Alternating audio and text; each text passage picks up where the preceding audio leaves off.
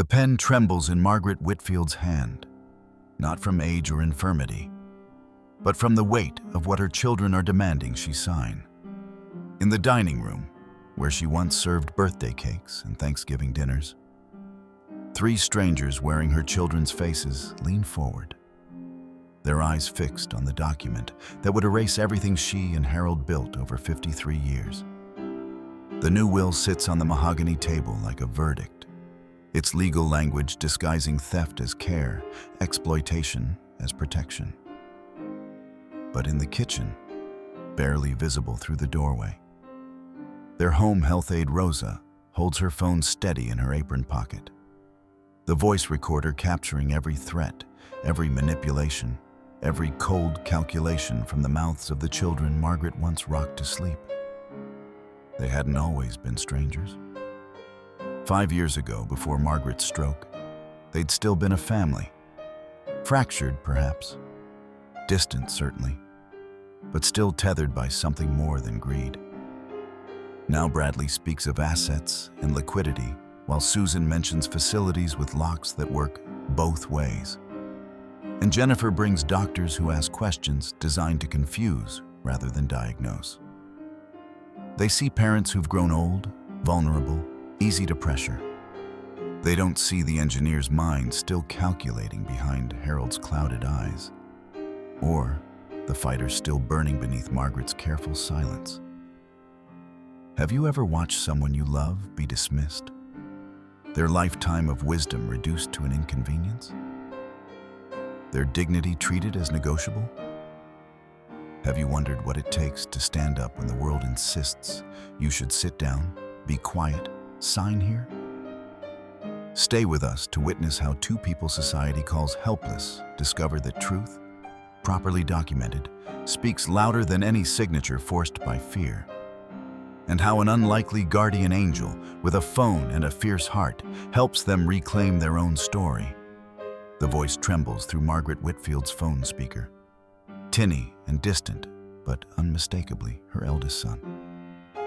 Mom, we need to discuss the estate, immediately. Margaret's hand finds the kitchen counter's edge, steadying herself against the cold granite Harold installed when they renovated 20 years ago.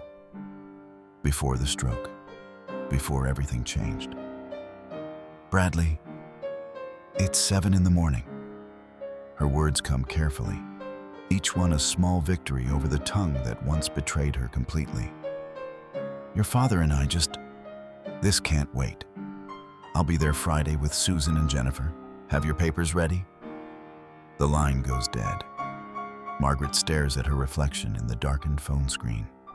78 years compressed into strangers' eyes. When did her son stop saying goodbye? Rosa finds her there 10 minutes later, still gripping the counter. The home health aide sets down her bag with practiced quiet, reading Margaret's face the way good nurses do. Mrs. Whitfield? He says they're all coming Friday. Margaret's voice fractures. All 3 of them, together. Rosa's expression shifts, something Margaret recognizes from her own mirror. Fear, yes, but sharpened by understanding. What did he say exactly? He mentioned papers, the estate. Margaret touches her left wrist absently, where Jennifer's fingers had pressed too hard last week, leaving shadows that yellowed like old bruises. Rosa, why would they all come at once? Let me make you tea. Rosa guides her to the breakfast nook, sunlight streaming through windows that frame 53 years of accumulated life. Photos crowd the sills. Babies who became strangers, grandchildren Margaret sees only in Christmas cards received in February. Harold shuffles in wearing his ratty MIT sweatshirt, the one Margaret keeps threatening to replace. His tablet glows with unread emails, his engineering precision evident in the way he angles it toward his wife. Susan sent this at midnight. His voice carries that particular tremor Margaret has learned to distinguish from his Parkinson's. This isn't the disease. This is fear. She says Necessary changes need to be made to our arrangements. Rosa pours tea with hands that don't quite steady, and later Margaret will remember this moment. The way Rosa's phone slips slightly in her apron pocket as she reaches for the honey. The small red light blinking once before disappearing. Mr. Harold, do you still have that lawyer's number? The one who helped with your sister's estate? Harold's eyes sharpen. The engineer's mind that never truly retired calculating variables. In my study. Why? Just thinking. Rosa sets their mugs down precisely where they always sit. Margaret left-handed since the stroke, Harold on the right with room for his tablet. May be good to have someone you trust look at any papers before you sign. The word sign hangs in the kitchen air, heavy with implication. Margaret's phone vibrates. Bradley again. BTW, that aide of yours? We need to discuss whether she's still necessary. Rosa, reaching for the sugar bowl, freezes. Their eyes meet across the breakfast table, an entire conversation happening in silence. When Rosa pulls out her phone, Margaret notices her fingers flying across the screen with surprising speed, labeling something, saving something. Mrs. Whitfield, Rosa says carefully. How long has your wrist been hurting?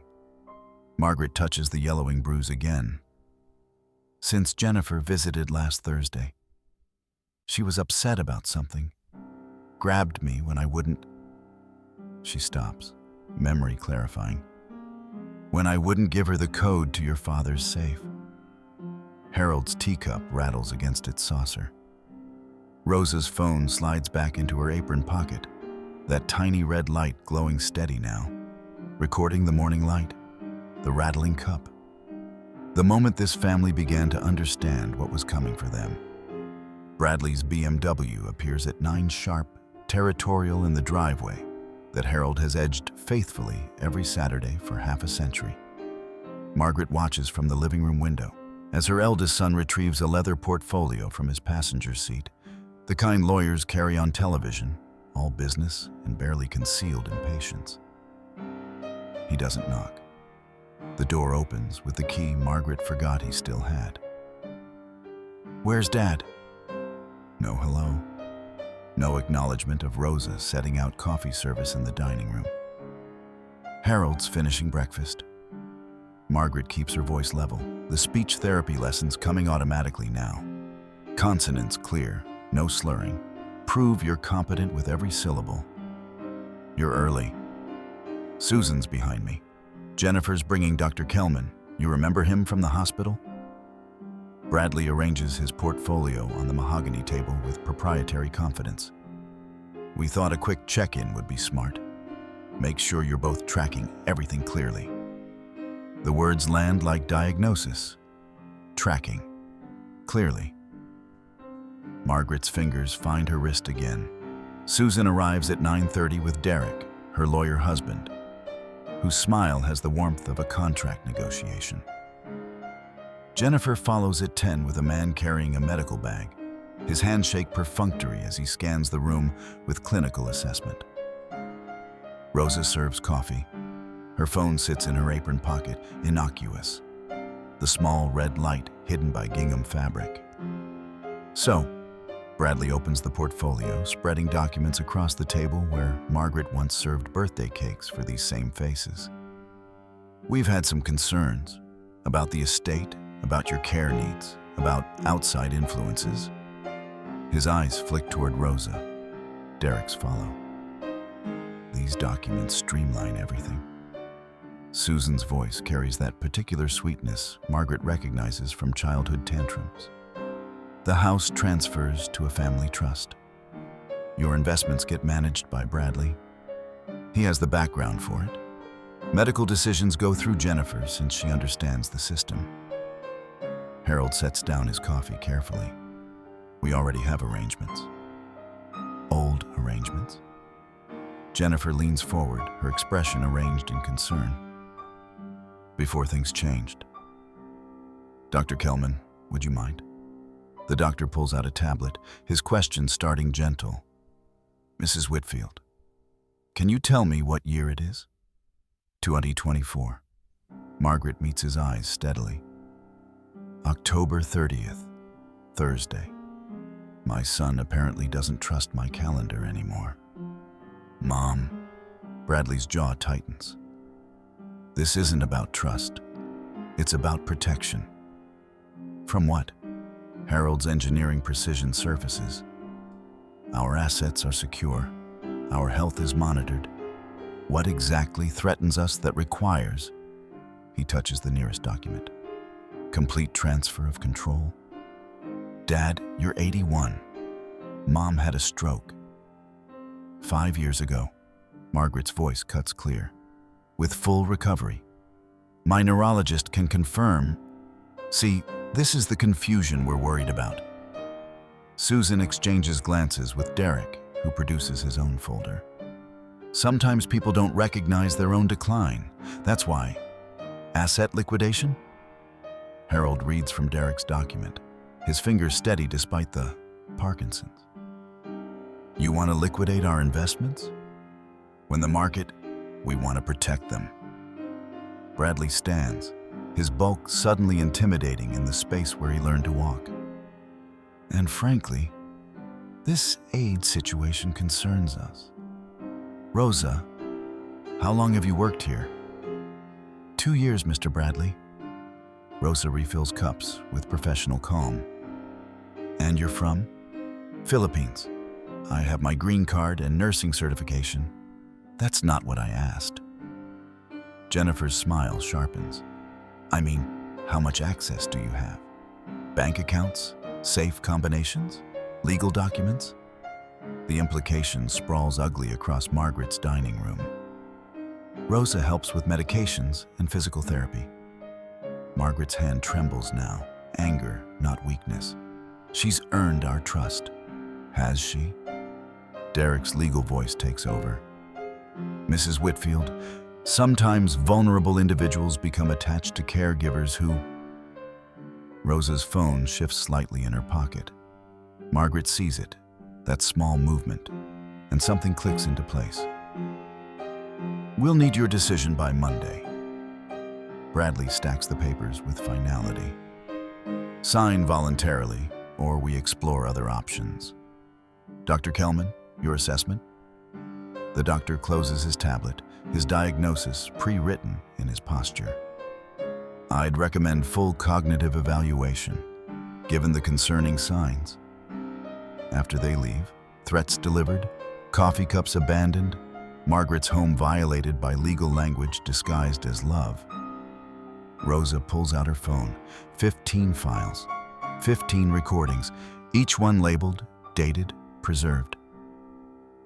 Mr. and Mrs. Whitfield, Rosa says quietly, I think we need to call someone.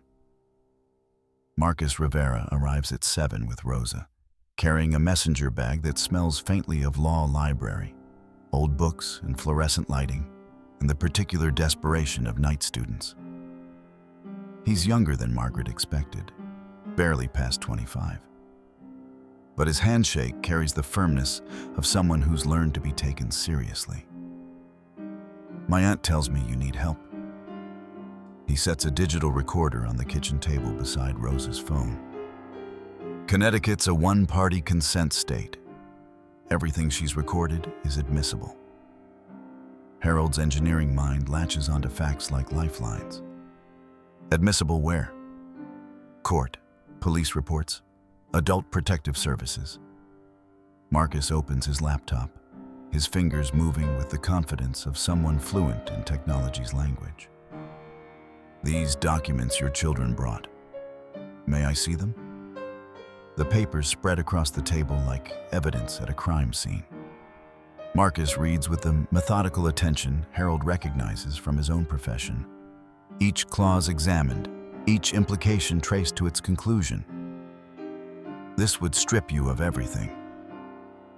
Marcus looks up, his expression careful. Asset control, medical decisions, even where you live. You'd be declared wards of your children with no legal recourse. Can they do that? Margaret's voice steadies with each word. Just declare us incompetent? Not without cause, but they can try.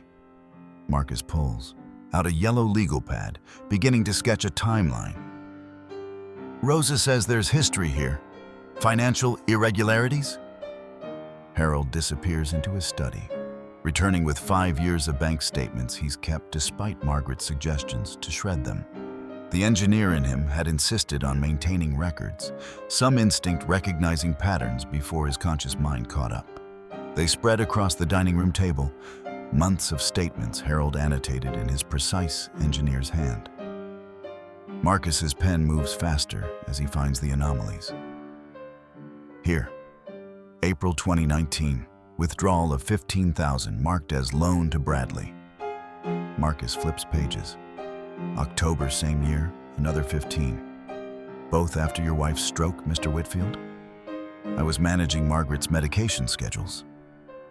Harold's voice carries the weight of old guilt. Bradley offered to handle some accounts. Make things easier. Did you authorize these transfers? The silence answers. Margaret retrieves a shoebox from the hall closet. Birthday cards signed with printed names, Christmas notes requesting loans instead of gifts, graduation announcements from grandchildren they've never met. She arranges them chronologically, a timeline of absence punctuated by need. They only call when they want money. Her hands don't shake now. I kept telling myself it was normal. Adult children get busy, right? But Rosa's been here 2 years, and in that time, she touches the newest card, Jennifer's birthday wishes from 3 months ago. This came 2 days after I mentioned updating our will. Marcus photographs everything. Statements, cards, Rosa's recorded labels showing dates and times. His paralegal training manifests in systematic documentation, each piece of evidence cataloged and cross-referenced. Your son mentioned Monday as a deadline? Marcus checks his notes. That's pressure. Classic exploitation pattern. Create urgency, limit time to seek counsel, isolate victims from support. We're not victims. Harold's voice firms. Not anymore. Rosa's phone buzzes. Susan's name flashes, her third call this morning. Rosa answers on speaker, Marcus's recorder capturing every word. Rosa, put my mother on. We need to discuss her medication schedule. Susan's voice carries that particular false brightness Margaret recognizes. I'm concerned she's becoming confused. Mrs. Whitfield's medication schedule hasn't changed in 6 months. Rosa's professional calm never wavers. She manages it herself with my supervision. No confusion. That's not what the family believes. We think it's time to consider more comprehensive care. You mean institutionalization? Margaret leans toward the phone. Susan, I had 1 stroke 5 years ago with full recovery. My neurologist can confirm. The line goes dead. Marcus saves the recording, labeled Saturday Susan Call 3. His expression carries something Margaret hasn't seen directed at her in years: respect. Mrs. Whitfield, how would you feel about installing some security cameras? Jennifer's Honda appears in the driveway at 7 sharp, early enough to suggest ambush, but late enough to find her parents already awake. Margaret watches from the kitchen window as her youngest daughter emerges with another man. Older, carrying a leather bag with medical insignia. The doorbell camera, installed last night by Marcus with Harold's eager assistance, captures everything in high definition. Mom, I brought Dr. Sanders. Jennifer's hug feels like assessment. Her eyes scanning for evidence of decline Margaret refuses to provide. He specializes in geriatric cognitive health. I thought a professional evaluation would ease everyone's concerns. I wasn't aware anyone was concerned except you and your siblings. Margaret steps back, creating distance. Coffee? Rosa moves through the kitchen with deliberate calm. her phone's red recording light hidden by the coffee maker's bulk. Dr. Sanders accepts a cup, settling into the living room with the territorial confidence of someone accustomed to authority. Mrs. Whitfield, I understand you experienced a stroke some years ago? His pen poised over a tablet, questions designed to lead rather than illuminate. Have you noticed any changes in memory? Confusion about dates or locations? I had a mild ischemic stroke in March 2019. Margaret's speech therapy training surfaces, consonants clear, pace measured, every word proof of competency. Full recovery per Dr. Patterson, my neurologist. I can provide his reports if needed. That won't be necessary. I'm more interested in your current state. He launches into questions clearly meant to confuse. Rapid fire dates, calculations with misleading phrasing, requests to remember lists of words in backwards order. Margaret answers each one calmly, her exceptional memory for details serving as shield. She recites current events from yesterday's newspaper, calculates compound interest for Harold's retirement accounts, lists their grandchildren's names with birth dates. Jennifer probably doesn't remember herself. Dr. Sanders' expression sours with each correct answer. Mr. Whitfield, perhaps you'd be more comfortable answering some questions? The psychiatrist shifts targets, clearly expecting easier prey. Harold sets down his coffee with engineering precision. I'm comfortable answering here with my wife present. What would you like to know? Your work history, current activities, how you spend your days. I'm a retired mechanical engineer with 35 years at Pratt & Whitney. Harold pulls out his tablet, displaying recent emails. I still consult on legacy projects. Last month I advised on turbine specifications for a retrofit.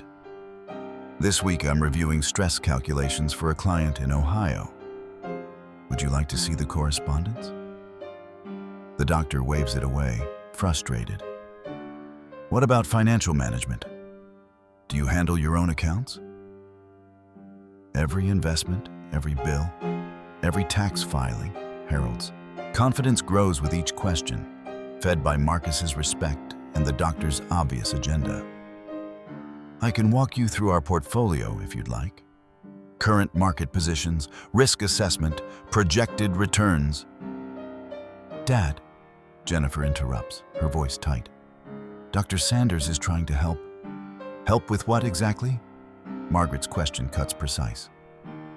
We're cognitively sound, financially stable, and living independently.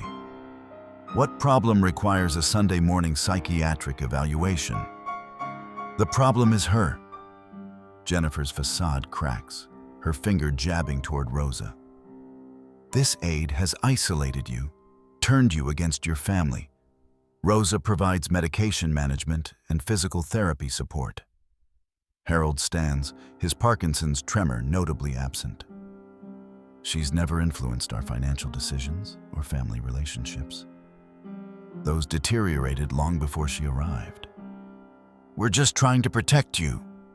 Jennifer's voice rises, desperation bleeding through. From people who want to exploit, like your brother who's stolen $30,000? Margaret's words land like evidence. Or your sister whose house is in foreclosure. Or you, Jennifer, who only calls when you need funding for another failed business venture? The room crystallizes into truth finally spoken aloud. Jennifer lunges not at her mother, but at Rosa, fingers grasping for the phone she's suddenly noticed, the recording device that's captured everything. Rosa sidesteps with the practiced ease of someone who's seen violence coming, and the doorbell camera captures Jennifer's assault in perfect clarity. You've been recording us? Jennifer's face contorts. I'll have you deported. I have a green card and nursing certification. Rosa's composure never breaks. And yes, I've documented everything.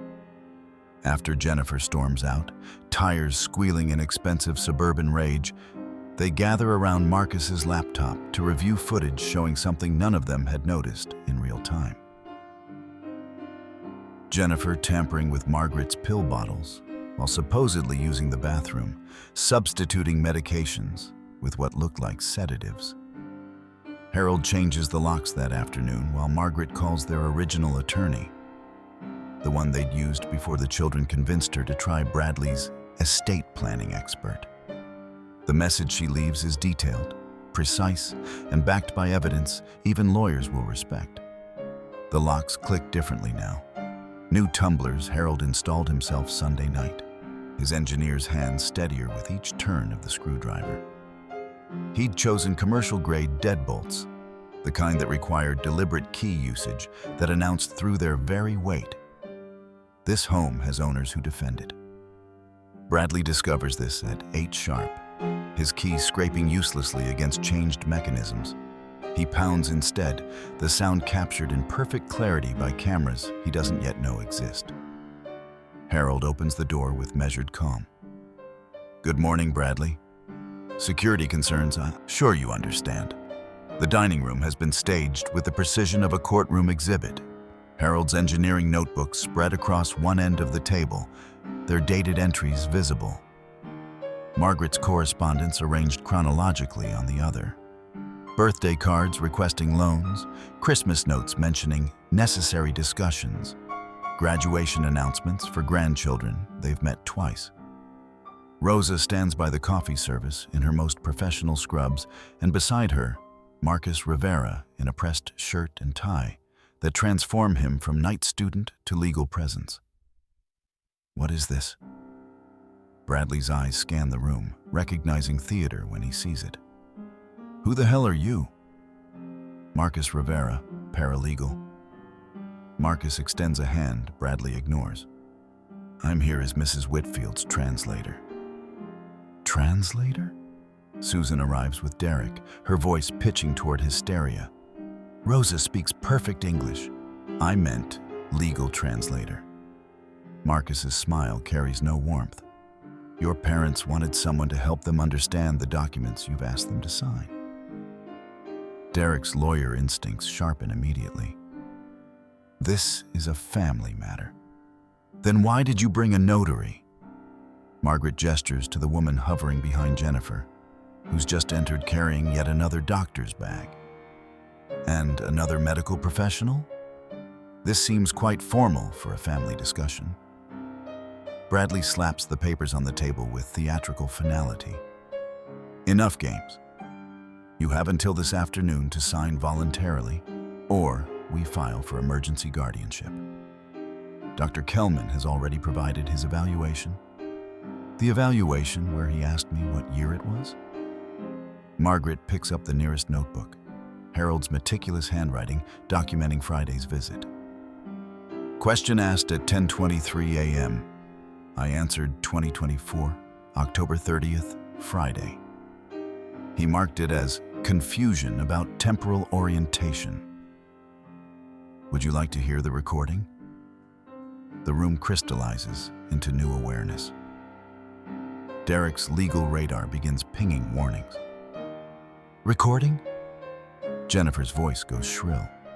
You recorded a medical evaluation without consent? Connecticut's a one-party consent state. Marcus speaks with the careful precision of someone who's checked and triple-checked his facts.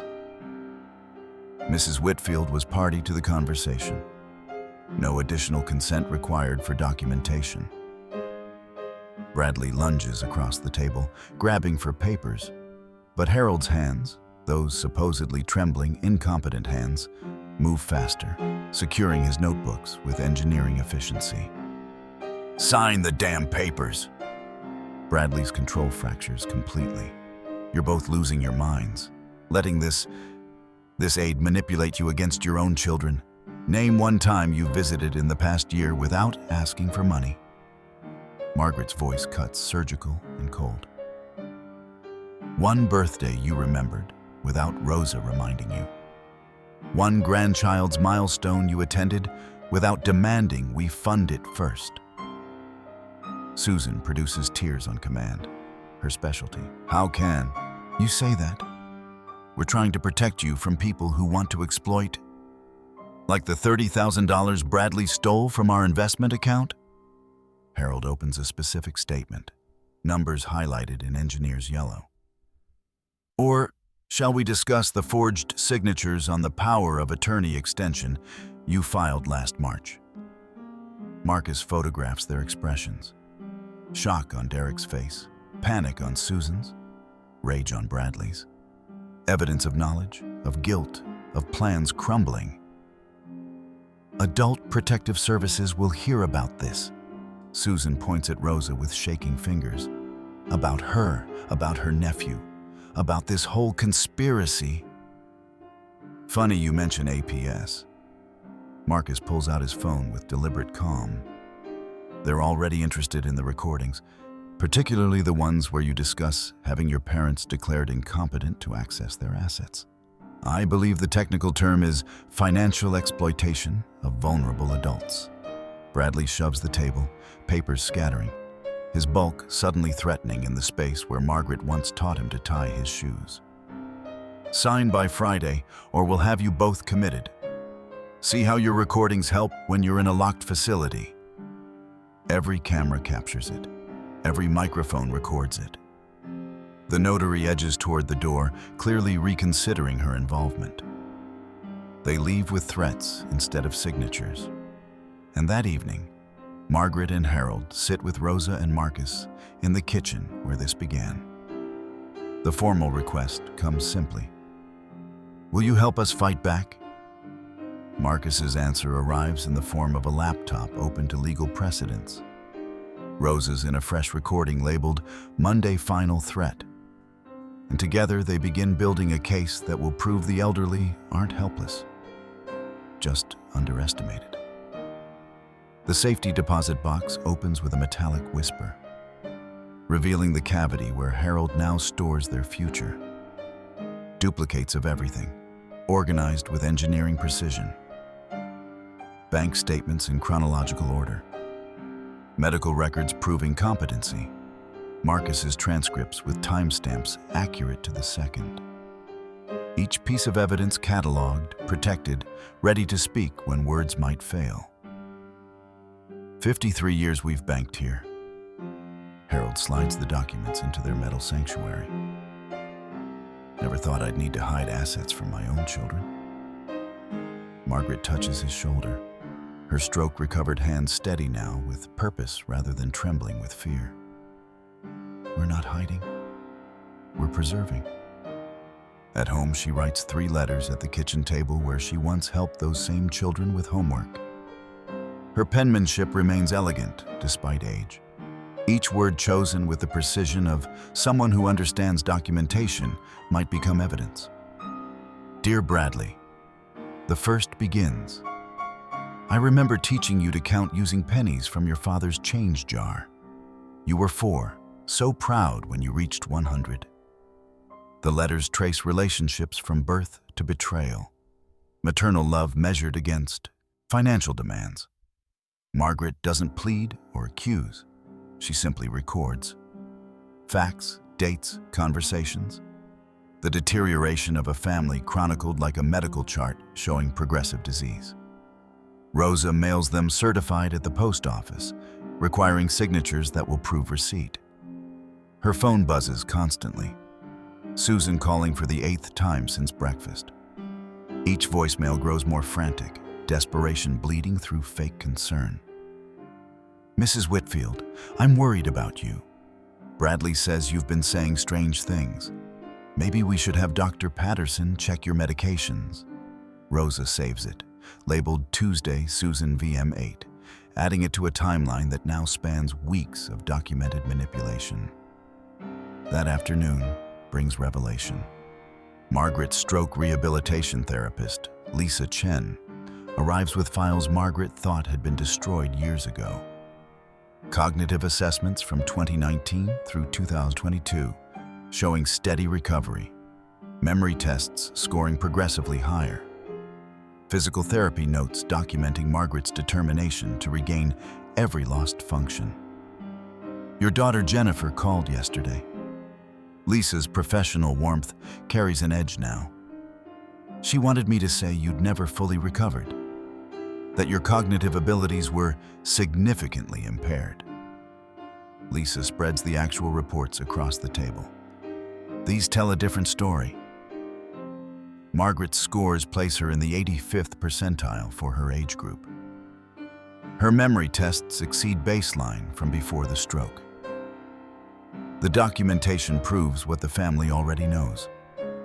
Margaret Whitfield's mind remains sharp as the day she married an engineer and began managing the finances he was too focused on turbines to track. Harold's phone rings. Paul Hendricks from his old engineering firm. Harold, got a strange call from your son.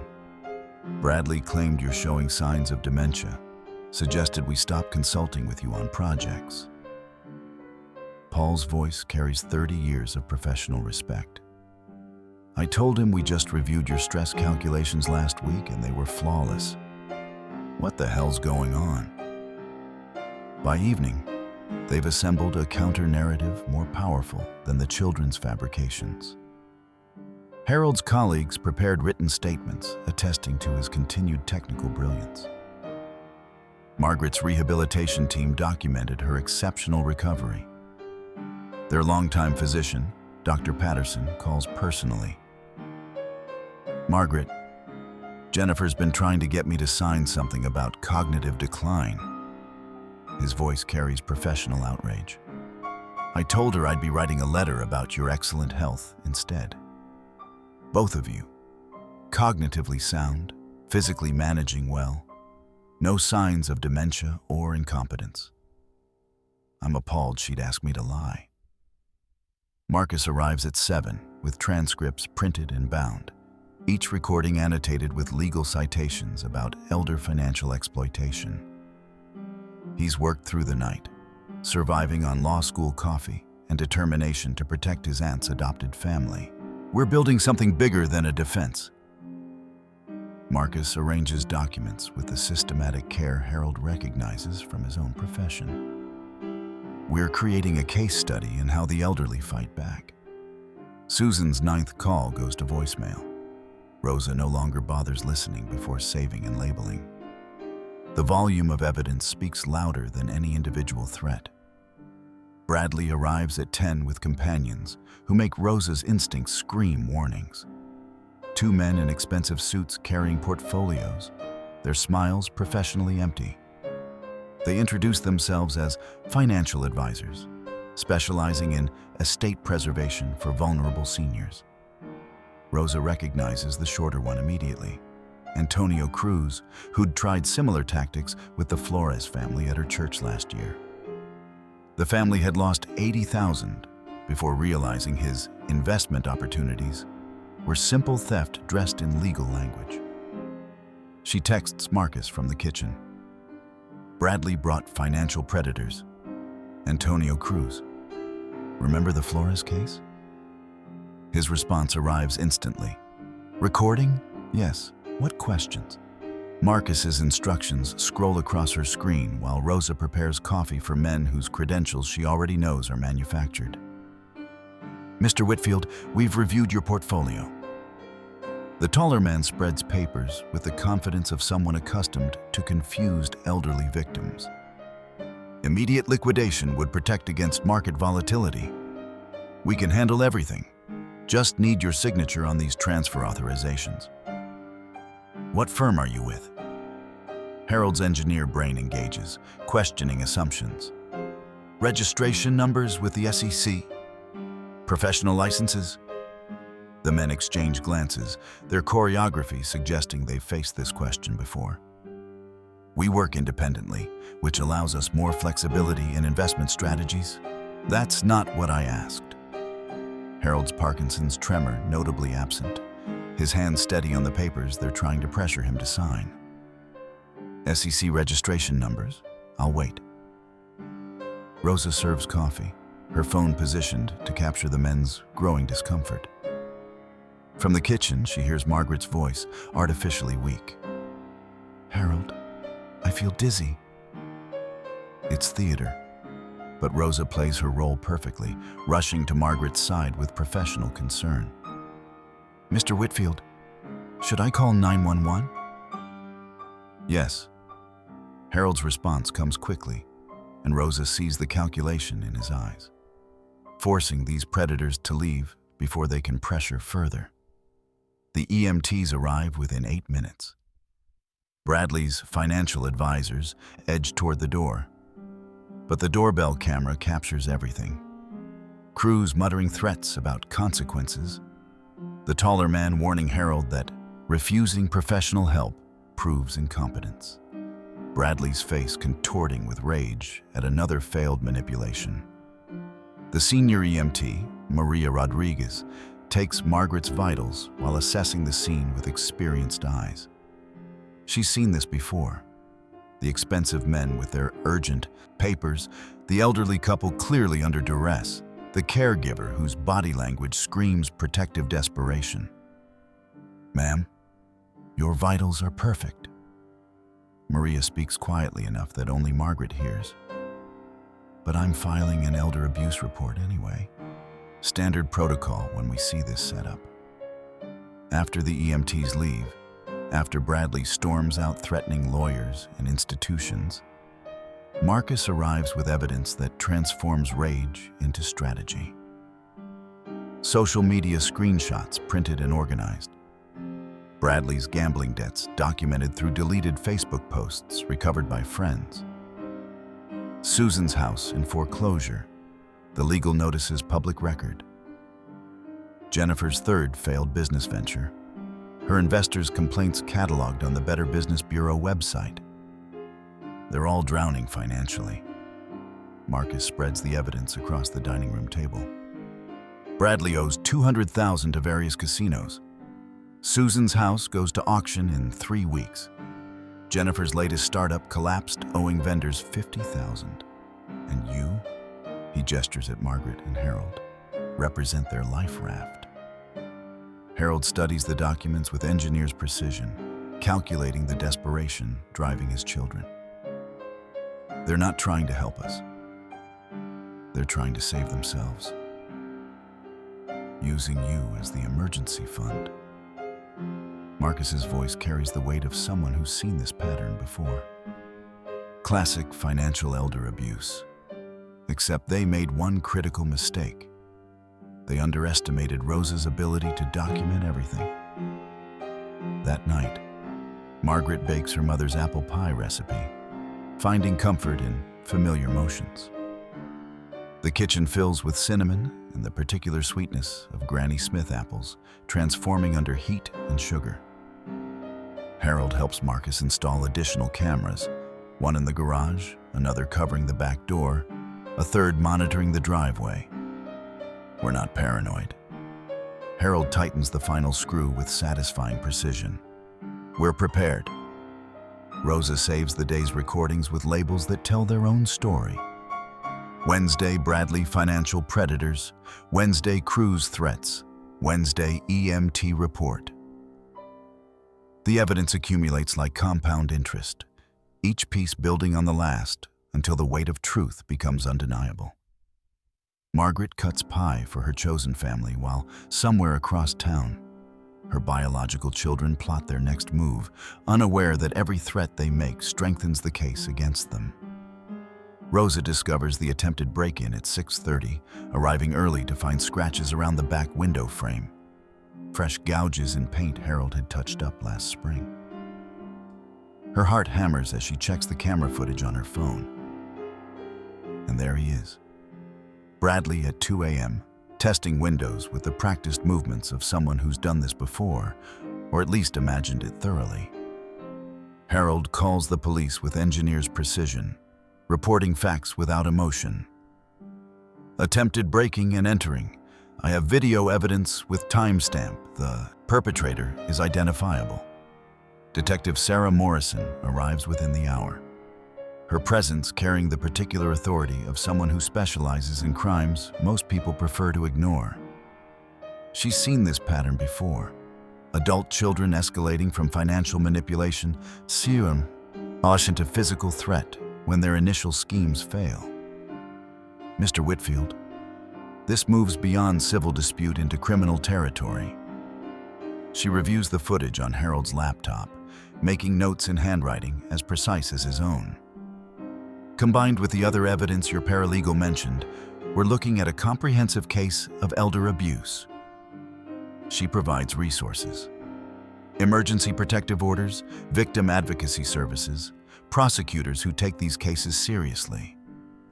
Margaret watches this woman transform their suffering into official documentation, validation that they're not dramatic or confused, just targeted.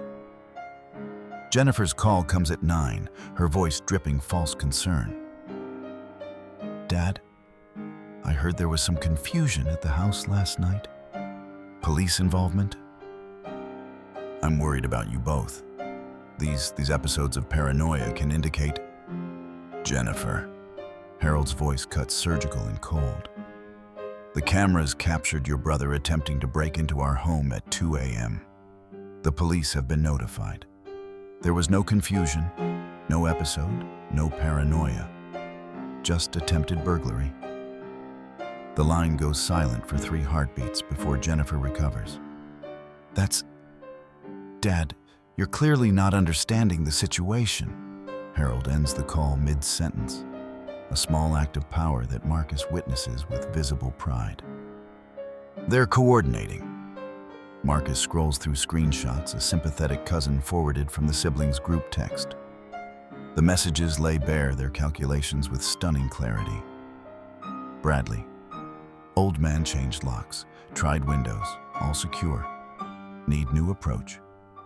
Susan. Derek says we file guardianship Friday. Claims incompetence, undue influence from aide. Jennifer. I can get Dr. Sanders to testify about cognitive decline. Also working on getting the caregiver's visa revoked. Bradley. Good. Once we have control, liquidate everything within 48 hours before they can contest. Marcus photographs each message, his paralegal training evident in systematic documentation. This is conspiracy. Premeditated financial exploitation with intent to defraud. That afternoon brings Susan's desperate gambit. She arrives with papers claiming to be an involuntary psychiatric hold order, her hands shaking as she demands her parents come with her immediately for emergency evaluation. Rosa calls 911 while Margaret calmly photographs the documents. The responding officer, veteran patrol cop with 20 years reading fake paperwork, recognizes the forgery within seconds. Ma'am, this isn't official. He points to missing signature lines, incorrect court seal, wrong form number. Where did you obtain this? Susan crumbles spectacularly, tears flowing on command, but the wrong script. They're old, they're confused. Someone has to protect them from that woman. She points at Rosa with shaking finger. She's stealing everything. Ma'am, I'm going to need you to step outside. The arrest happens quickly. Handcuffs that transform middle child into defendant. Miranda writes right in the driveway where Margaret once taught Susan to ride a bicycle. The neighbors watch from careful distance, witnessing the particular tragedy of families devouring themselves. Detective Morrison returns that evening, connecting threads between Bradley's break-in attempt, Susan's forged documents, and the pattern of financial exploitation Marcus has documented. We're building a criminal case alongside whatever civil proceedings happen. Your children made a critical error. They put everything in writing. Harold reviews the group text screenshots with engineer's appreciation for irrefutable evidence. Margaret bakes bread, her hands working dough while her mind processes how thoroughly her children have destroyed themselves, trying to destroy their parents. Rosa saves new recordings. Thursday, Jennifer coordination call. Thursday, Susan arrest. Thursday, AMP detective follow-up. The labels tell their own story of predators becoming prey to their own documented schemes. The guardianship papers arrive via process server at 8 sharp. Bradley and Jennifer's attorney delivering legal threat with professional courtesy that disguises attempted theft as concerned care. Marcus reads them at the kitchen table while Margaret makes coffee with hands that no longer tremble. They're claiming undue influence by Rosa, sudden personality changes indicating dementia, inability to manage financial affairs. Marcus highlights key phrases. Hearing set for next Thursday. They're pushing for emergency temporary guardianship pending evaluation, which would give them immediate access to everything. Harold's engineer brain calculates the timeline. 7 days to liquidate our entire estate. Rosa's phone rings. Marcus's contact at legal aid returning his midnight voicemail. Within 2 hours, attorney Patricia Chen sits in the Whitfields' dining room, reviewing evidence that makes her normally professional expression shift toward outrage. This is the most comprehensively documented elder exploitation case I've seen in 15 years.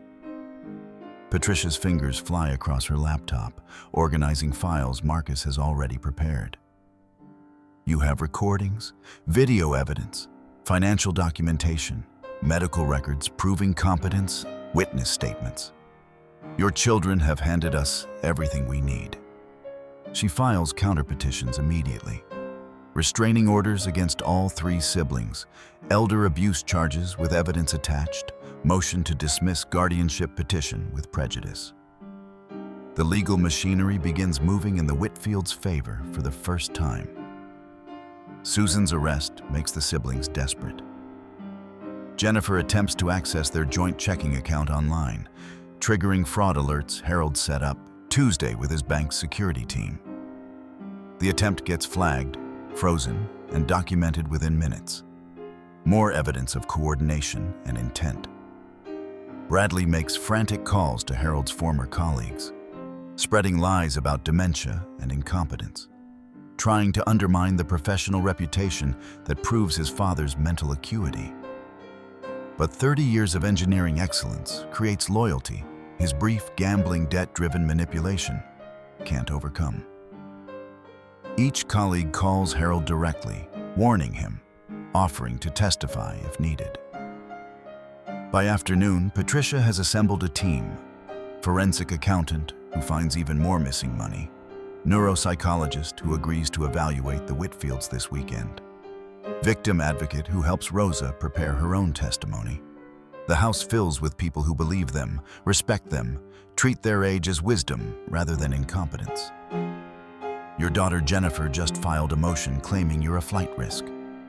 Patricia reads from her phone with dark amusement. She wants the court to confiscate your passports. We haven't left Connecticut in 3 years. Margaret's laugh carries an edge. We're the opposite of flight risks. We're fighting for our home. That evening, Patricia walks them through what happens next. Thursday's hearing will determine everything. Either the siblings gain control through guardianship, or the Whitfields prove their competence and expose the exploitation. It's theater and trial combined, their entire lives reduced to evidence and testimony. They're betting you'll be too confused, too frightened, or too elderly to fight effectively. Patricia meets their eyes with the respect they've been starved for. We're going to prove them catastrophically wrong. Dr. Yamamoto arrives to schedule weekend testing, his professional reputation so unimpeachable that Patricia smiles at his involvement. When Yamamoto says someone's competent, courts listen. Your children chose the wrong victims. Rosa's church cousin visits with letters from 12 families testifying to Rosa's character, her care, her integrity. The Filipino community rallying around one of their own who dared to protect elderly Americans from their own children's greed. Marcus works through the night compiling everything into a comprehensive digital timeline. Audio clips embedded with timestamps, video evidence linked to transcripts, financial records cross-referenced with forged signatures. It's a masterpiece of legal documentation, the kind of evidence prosecutors dream of and defense attorneys dread. Harold installs one final camera covering the mailbox, completing their security perimeter. Margaret writes in her journal, documenting this week of transformation from victims to victors, her exceptional memory, preserving details that might prove crucial in testimony. And somewhere across town, 3 siblings realize their carefully planned theft has crumbled into criminal charges. Their parents' supposed incompetence revealed. As strategic documentation, their inheritance transformed into restitution they'll be ordered to pay. The hearing looms, but the Whitfields no longer face it with dread. They face it with evidence, allies, and the particular strength of people who've stopped apologizing for surviving. Saturday morning arrives with Patricia Chen's rental car pulling into the driveway at 8, followed by a sedan carrying a woman whose briefcase suggests numbers are her native language. The forensic accountant introduces herself as Linda Park, and within minutes, she spread 7 years of financial statements across the Whitfields' dining room table, like a detective examining crime scene evidence. Patterns. Linda's finger traces transfers that Harold had noted but couldn't quite connect. Small amounts at first. 500 here, 1,000 there. Testing boundaries. Then escalating after your stroke, Mrs. Whitfield, when you signed temporary power of attorney. The temporary had become permanent through forged signature extensions, documents the children filed claiming annual renewals their parents supposedly authorized. Linda finds them all, dates them, cross-references them with medical records showing Margaret was in physical therapy those days. Couldn't have possibly signed anything. $280,000 over 7 years. Linda's calculator confirms what Harold's engineer brain suspected. Systematic, coordinated, and completely documented through their own financial carelessness. Dr. Yamamoto arrives at 10, transforming the living room into testing center. He's brought equipment that looks medical but feels more like validation. Screens displaying memory tests, tablets with pattern recognition exercises, verbal assessments that measure not just accuracy, but speed of recall. Mrs. Whitfield, I'm going to show you a series of images for 30 seconds. Then I'll ask you to recall them. His voice carries professional warmth that Margaret hasn't heard from medical professionals since her children started their campaign. There's no pass or fail. I'm establishing baseline cognitive function. 6 hours of testing follows. Breaks for lunch, bathroom, rest. But always returning to the systematic assessment of minds the siblings claimed were failing. Margaret scores in the 85th percentile for her age group, her memory exceptional. Her problem-solving skills sharp despite being tired. Harold's engineering brain shines through mathematical reasoning tests, his spatial awareness perfect, his long-term memory detailed and accurate. This is appalling. Dr. Yamamoto reviews results with Patricia present as witness. Not your scores, those are excellent, but that anyone would claim you're incompetent enough to require guardianship. This is predatory legal action disguised as concern. Rosa's church cousin Maria arrives that evening with a manila envelope fat with testimonials. 12 families, each with elderly members Rosa has cared for, each writing detailed accounts of her integrity, her respect, her advocacy. The letters paint a picture of someone who treats elders as people rather than problems, who documents for protection rather than profit. The Flores family wanted you to know. Maria hands Rosa a separate letter. After you warned them about Antonio Cruz, they got their money back and filed charges. He's being investigated now. You saved them. Marcus works through sunset into night, compiling everything into a digital timeline that tells the story more powerfully than any individual piece of evidence. Audio clips embedded with video footage, financial records linked to forged documents, medical evaluations connected to proven competence. It's a narrative of attempted theft defeated by documentation, elderly victims transformed into strategic defenders, Sunday evening brings Jennifer's final attempt. A phone call claiming Bradley is suicidal over Susan's arrest, begging Harold to drop charges, to stop this madness, to remember their family. Harold records his response with engineer's precision. Bradley attempted to break into our home at 2 a.m.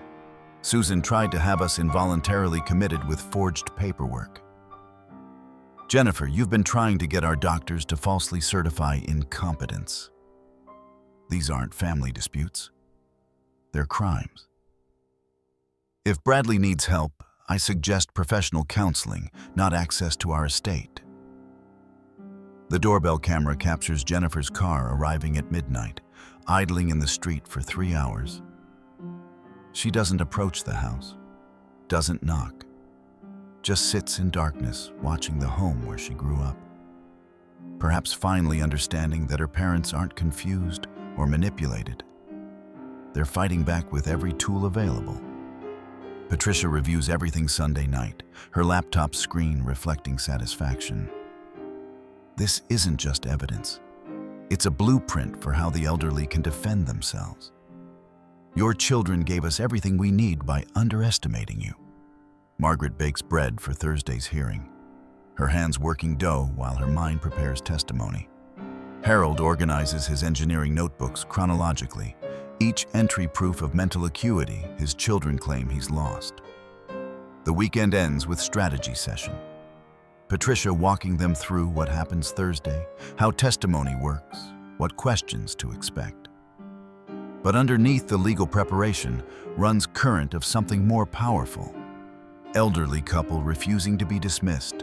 Documented truth ready to speak louder than any fabricated concern.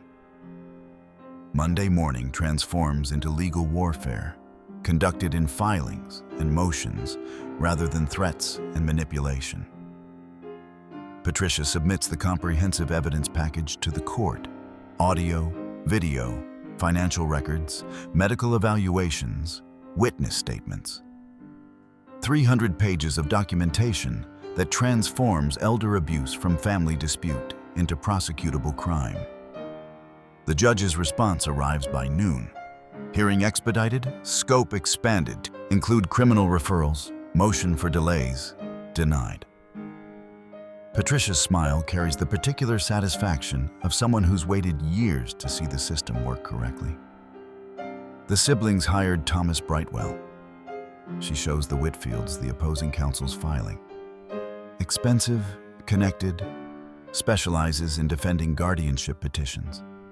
He's already requesting continuance, claiming insufficient time to review evidence. Denied. Patricia refreshes her email, reading the judge's response aloud. The court notes that respondents have had ample opportunity to address these allegations and finds the documented evidence warrants immediate hearing. Detective Morrison arrives that afternoon with arrest warrant for Bradley. Attempted breaking and entering, criminal trespass, conspiracy to commit elder abuse. The charges stack systematically, each one building on documented evidence Rose's phone and Harold's cameras captured. Jennifer makes her own desperate move, attempting to empty a joint checking account opened when Harold needed a co-signer after his minor surgery 3 years ago. The fraud alert triggers instantly, freezing the account and creating yet another piece of evidence showing coordination and intent. Margaret watches the notification on her phone with something approaching sadness. She doesn't even realize we prepared for this. They underestimated you. Marcus compiles the new evidence into his digital timeline. Classic mistake predators make. They see age and assume incompetence. Susan, out on bail for the forgery charges, violates her temporary restraining order Tuesday morning by confronting Rosa at the grocery store. The scene unfolds with spectacular public visibility. Susan grabbing Rosa's cart, screaming about manipulation and theft, threatening deportation while shoppers film on their phones. The police arrive within minutes. Rosa stands calm and professional, her green card and nursing certification already in hand. while Susan crumbles into incoherent rage that gets captured from 6 different angles and uploaded to social media before the squad car even leaves the parking lot. Local news picks up the story Tuesday evening. Elderly couple fights back against children's exploitation attempt with months of recorded evidence. The details leaked by sympathetic court clerk paint the Whitfields as heroes rather than victims. Rosa as guardian angel rather than predator. Patricia's phone rings constantly Wednesday. 3 other families calling about Derek's law practice, each with similar stories of pressure to sign over assets, of competency evaluations designed to confuse, of legal documents that would strip elderly parents of autonomy. The pattern suggests Derek's been running this scheme for years, using different families as practice for perfecting the exploitation. This is bigger than your case. Patricia takes notes during each call. Derek Morrison's built an entire practice on elder financial abuse. Your documentation might expose systemic corruption. Wednesday evening brings final preparation. Patricia walks them through testimony again. What questions to expect, how to stay calm under cross-examination, when to simply point to the evidence rather than engaging with hostile questioning. Brightwell will try to paint you as confused, easily manipulated, unable to manage your own affairs. Patricia's voice carries the weight of courtroom experience. We counter with your actual competence. Dr. Yamamoto's tests, Harold's ongoing consultation work, Margaret's detailed memory, the systematic documentation showing strategic thinking rather than confusion. Rosa prays with her church group that evening, her community surrounding her with support that transcends employment relationship. Harold reviews his engineering notebooks one final time, each dated entry proof of mind that hasn't failed. Margaret bakes bread, her hands working dough, while her exceptional memory rehearses testimony that will either save or destroy what remains of her family. Thursday looms, but they face it no longer as victims hoping for mercy. They face it as documented survivors ready to let truth do the signing their children tried to force. The courthouse fills by 8:30, gallery packed with Harold's former colleagues, Rosa's church community, reporters sensing a story bigger than typical guardianship hearing. Margaret and Harold enter at 8:45, dressed with dignity that contradicts every claim of incompetence their children have manufactured. Bradley and Jennifer sit at the petitioner's table with Thomas Brightwell, whose expensive suit and practiced confidence suggest he's argued hundreds of these cases. Susan remains absent, her bail violation ensuring she can't appear. Derek sits in the gallery, his own legal troubles brewing, but not yet formalized. Judge Catherine Morrison, no relation to Detective Morrison, though Patricia jokes about the coincidence, takes the bench at 9 sharp. She's reviewed the evidence package, her expression suggesting she's seen enough elder exploitation cases to recognize this one's particular cruelty. Brightwell opens with practiced sympathy. Your Honor, my clients bring this petition out of genuine concern for their parents' well-being. Margaret and Harold Whitfield, both in their late 70s and early 80s, have fallen under the influence of their caregiver, Rosa Hernandez. The evidence will show dramatic personality changes, sudden hostility toward family, financial decisions that suggest manipulation. Mr. Brightwell, Patricia stands, her voice surgical. Permission to present preliminary evidence before opening statements conclude? The judge nods, curious.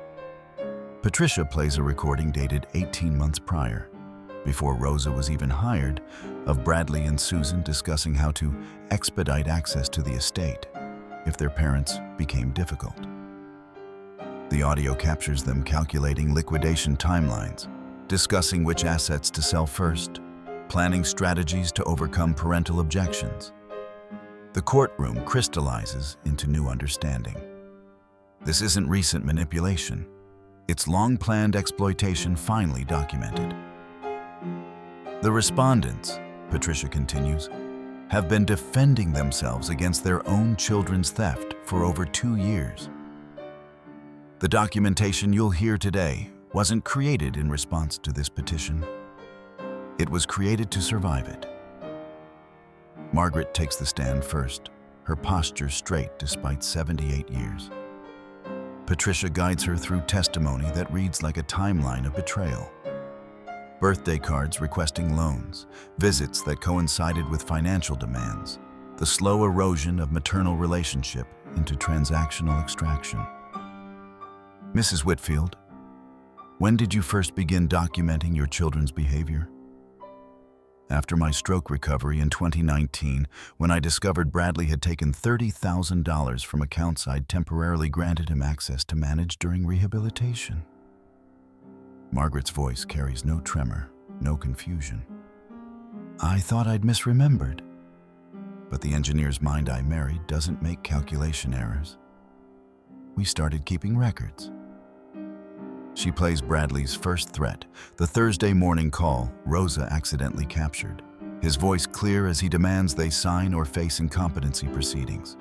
Then Margaret reads from her rehabilitation reports, cognitive test scores, neurologists' evaluations, each one proving the competence her children claim she's lost. Harold follows, his engineering notebooks displayed on screens throughout the courtroom, each entry dated, time-stamped, cross-referenced with supporting documentation. He walks the judge through forged signatures on power of attorney extensions, unauthorized transfers, financial statements showing systematic theft disguised as account management. Mr. Whitfield, your children claim you're unable to manage complex financial matters. Patricia gestures to his ongoing consultation work. Can you explain your current professional activities? Harold pulls up recent emails, technical discussions about turbine specifications, stress calculations, retrofitting projects. I consult on legacy systems I helped to design 35 years ago.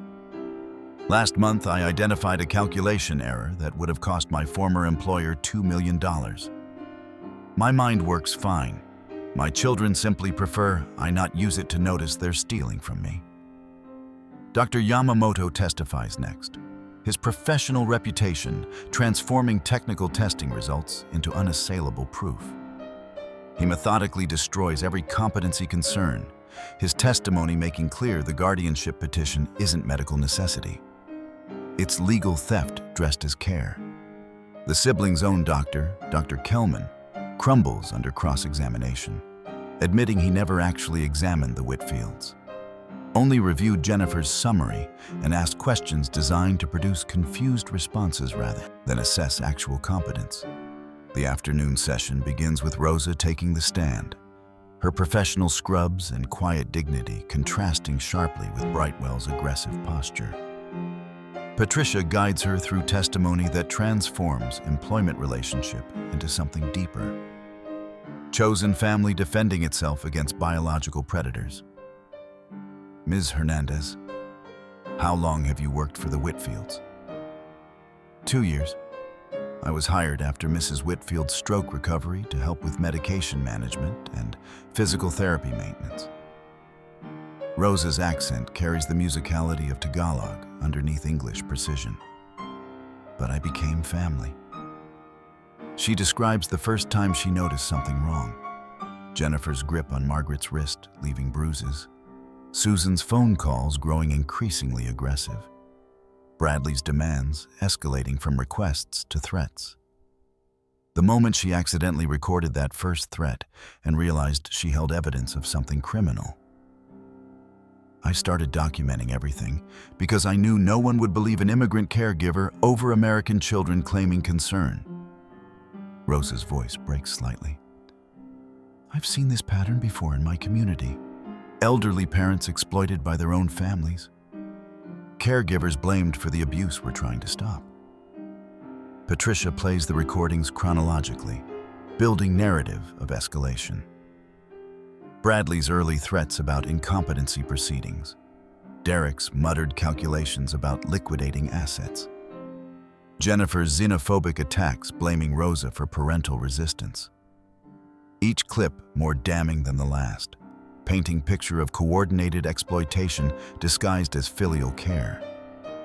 Then, the most devastating evidence. Derek's voice captured during Monday's final confrontation, discussing with Susan how to legally steal the estate before the parents realized what happened. His lawyer's precision making theft sound like estate planning, exploitation like protection. Marcus follows Rosa, presenting the forensic accounting with engineering precision he learned from Harold. $280,000 diverted over 7 years. The pattern starting with small loans and escalating to forged signature authorizations. Each transaction documented, each forgery dated, each theft proven through the siblings' own careless record-keeping. The respondents claim their parents are incompetent to manage finances. Marcus displays the investment portfolio Harold maintained. Yet these same parents noticed irregularities the petitioners thought they'd hidden, documented evidence the petitioners thought they'd destroyed, and strategically protected assets the petitioners assumed they could access. Brightwell attempts to discredit Rosa during cross-examination, his questions dripping with barely concealed racism. Ms. Hernandez, isn't it true you're here on a work visa, dependent on continued employment with the Whitfields? I have a green card and nursing certification. Rosa produces both documents with practiced calm. My immigration status is secure regardless of this employment. But you do have a financial interest in maintaining your position. I have a moral interest in preventing elder abuse. Rosa meets his eyes steadily. The Whitfields pay me $30 an hour for 40 hours a week. Their children wanted to steal their entire estate, over $2 million. Who has the real financial interest here? Patricia introduces written testimony from 12 families Rosa has helped. Each letter describing her character, her integrity, her advocacy. The church community surrounding her with validation that transcends employment references. The judge reviews doorbell footage of Jennifer's assault on Rosa. The youngest daughter lunging, grabbing, threatening deportation while cameras captured everything. Evidence that these aren't confused elderly people imagining threats, but documented victims of systematic abuse.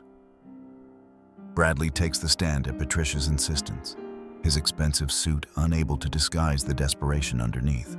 Brightwell tries to coach him through testimony, but Patricia's cross-examination systematically destroys each claim. Mr. Whitfield, you stated your parents showed sudden personality changes after hiring Ms. Hernandez.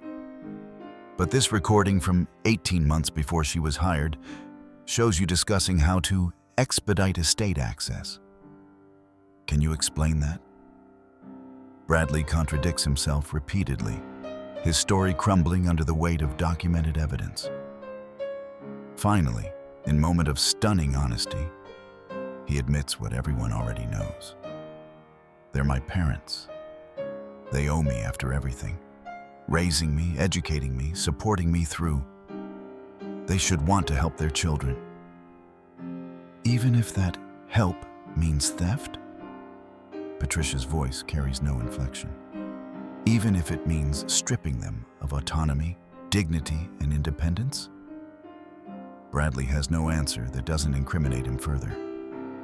Jennifer refuses to testify, invoking her Fifth Amendment rights. Susan remains absent, her bail violation preventing appearance. The petitioner's case collapses into documented proof of the exact exploitation they claim to be preventing. Judge Morrison delivers her verdict at 4 o'clock, the courtroom silent except for the rustle of reporters' notebooks and the particular tension of lives being permanently altered by legal pronouncement. I have reviewed extensive documentation over the past 2 days. Audio recordings, video evidence, financial statements, medical evaluations, witness testimony. What emerges is not a picture of elderly victims requiring guardianship protection, but of competent adults defending themselves against systematic financial exploitation by their own children. The judge's voice carries professional outrage that transcends judicial neutrality. The Whitfields demonstrated exceptional cognitive function, strategic planning, and meticulous documentation. They noticed financial irregularities their children thought they'd hidden. They secured evidence their children assumed they couldn't obtain. They built a legal case their children never imagined possible. Margaret reaches for Harold's hand. His engineer's fingers, once shaking with fear, now steady with vindication. The guardianship petition is dismissed with prejudice. Furthermore, I am referring this matter to the prosecutor's office for criminal investigation of elder financial abuse, conspiracy to commit fraud, attempted theft, and related charges. Bradley's face drains of color. Jennifer stares at the table, her medical connections suddenly useless against documented evidence. Their expensive attorney shuffles papers, already calculating his exit strategy. I am granting comprehensive restraining orders prohibiting Bradley, Susan, and Jennifer Whitfield from contacting their parents directly or indirectly, from approaching within 500 feet of the family residence, and from accessing any financial accounts or assets. The judge continues, her verdict expanding beyond individual case into precedent-setting commentary. The respondents are ordered to repay all misappropriated funds, $280,000 plus 7 years of accrued interest, within 90 days. Failure to comply will result in liens on personal assets and additional criminal charges. Then something unprecedented. I want to specifically commend Rosa Hernandez for her documentation efforts. Her recordings provided the foundation for these elderly victims to defend themselves. I am recommending she develop training programs for other caregivers facing similar situations. The courtroom erupts in restrained applause. Harold's colleagues, Rosa's church community, reporters recognizing this verdict transcends one family's drama into broader statement about elder rights and dignity. Outside, Bradley and Jennifer attempt to confront their parents one final time, their desperation overriding legal restraints. The mistake proves immediate and costly. Officers arrest them for violating the restraining order within minutes of its issuance. The siblings who arrived seeking control over their parents' estate leave in handcuffs, their faces captured by news cameras broadcasting this particular fall from entitled children to documented criminals. Margaret faces the news cameras with the composure she's maintained throughout. Her statement simple and devastating. We let the truth shine for us. Our children thought age made us helpless. They were wrong. That evening, the Whitfield home fills with chosen family. Rosa and Marcus, Patricia and Dr. Patterson, Detective Morrison stopping by with final paperwork, Harold's engineering colleagues bringing congratulations and wine. The dining room, where threats were once delivered, now hosts celebration of survival and justice. Harold proposes a toast with shaking hands, not from fear anymore, but from emotion. To chosen family, to those who see worth instead of inheritance, people instead of assets, elders instead of obstacles. Then he surprises Rosa with an envelope containing immigration sponsorship papers for her daughter Marie. You protected our family. Now we help protect yours. Rosa's tears come finally, the professional composure cracking into gratitude and relief. Her daughter can come to America, can pursue nursing education, can build life here with mother who sacrificed everything for her future. Margaret cuts the apple pie she baked that morning, the one that always meant love in her kitchen, celebration and comfort and home. She serves her real family, the one that formed through crisis rather than biology, through respect rather than obligation. The biological children's certified letters sit unopened on the hall table, forwarded to Patricia's office for legal documentation. They no longer have power to wound, only to serve as evidence. The doorbell chimes. The third one Harold has installed.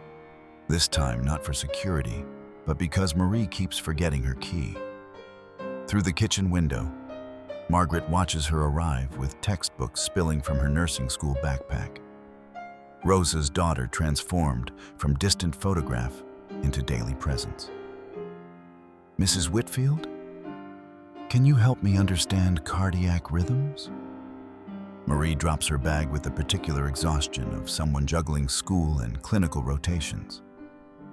I have Professor Chen for anatomy. She's impossible.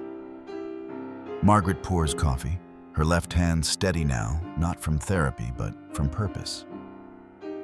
Show me what's confusing you. The dining room table that once hosted threats now sprawls with medical diagrams. Marie's notes competing for space with Harold's car restoration manuals and the foundation paperwork Patricia dropped off yesterday. The Truth Speaks Foundation has funded legal support for 17 elder abuse victims in 6 months. Its name derived from Margaret's courthouse statement that became local legend. Rosa arrives from her training session downtown. 12 caregivers learning documentation techniques she's developed into actual curriculum. They asked such good questions today about when to record, how to label files, who to contact. Her voice carries pride mixed with the weight of responsibility. One woman, Mrs. Santos, she's already caught her client's son stealing medication to sell. Did you give her Detective Morrison's direct number? Harold looks up from the carburetor he's cleaning at the kitchen table. Motor oil and coffee coexisting in their new normal. Already in her phone. Rosa pulls out her tablet, showing the network she's building. Caregivers across 3 counties, connected through a secure app Marcus helped design. We're creating something bigger than just recording. We're teaching advocacy. Marcus arrives for Sunday dinner at 5. Bar exam results still 3 weeks away, but his confidence suggesting he already knows. He's brought Patricia, who's become more aunt than attorney, and Dr. Patterson, whose comprehensive health evaluations has helped establish the precedent now cited in 3 other Connecticut cases. Margaret's apple pie cools on the counter. Not her mother's recipe anymore, but the adaptation she and Marie created together, adding Filipino ube for sweetness that transcends both their traditions. The kitchen smells like cinnamon and coconut, chosen family, and earned trust. Harold carves the roast with engineer's precision, while Patricia updates them on Derek's disbarment proceedings. 5 more families came forward after your case. He'd been running the same scheme for years, always targeting the elderly with complex estates and immigrant caregivers he could scapegoat. And our 3? Margaret's voice carries no inflection when mentioning her biological children. Bradley's serving 18 months for elder abuse and attempted burglary. Susan's in a diversionary program, might avoid prison if she completes restitution and counseling. Jennifer, Patricia pauses. Jennifer sent another letter. It sits on the hall table with the others, forwarded unopened to Patricia's office per standing instructions. Some wounds don't heal, they just get documented and filed away. After dinner, Marie practices AV techniques on simulation arms, while Harold teaches Marcus about timing belts. Their conversation drifting from automotive mechanics to legal strategy to Marie's upcoming anatomy practical. Rosa and Margaret clean dishes in comfortable silence punctuated by laughter from the dining room. The doorbell rings again. New neighbors wanting to borrow sugar, having heard Margaret's baking reputation. She invites them in, her home filling with the steady stream of visitors who've replaced the years of absence. That night, Margaret writes in her journal. Not evidence anymore, just memory. We signed our truth into existence. Let it echo louder than their lies ever could. The house settles into evening, its rooms warm with chosen family, hard-won peace, and the particular strength of people who stopped apologizing for surviving.